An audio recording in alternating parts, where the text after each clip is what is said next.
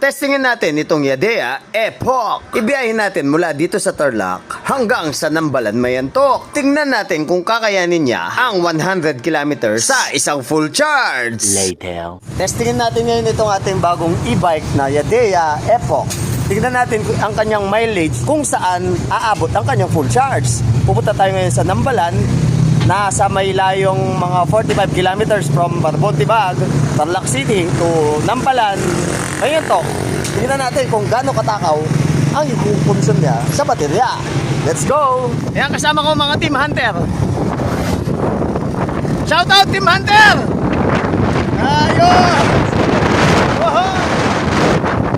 Okay, nandito na tayo sa arko ng Santa Ignacia. Okay, traffic na. Nandito na tayo sa palengke ng Santa Ignacia. Ayan, papasok na kami ng Kamiling. Woohoo! Let's go! Ito, liliko na tayo. Ayan, dito sa kanto. Ayan, o. Papunta Mayantok. Okay, nandito na tayo sa summer capital of Tarlac. Ito ang Mayantok. Nambalan River. Ito siya. Papunta rito.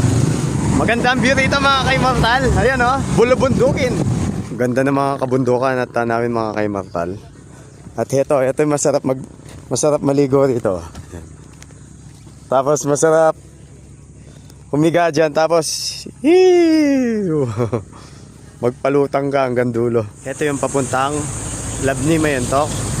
At ito naman ang papuntang Nambalan. Vlogger daw tayo, sabi ng mga bata doon. Shoutout sa kanila.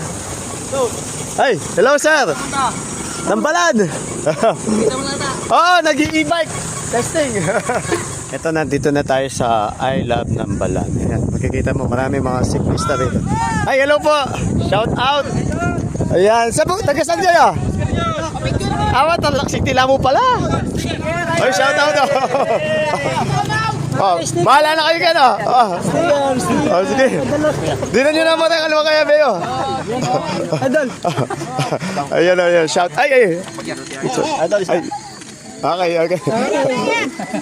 Solid. Okay. Apa.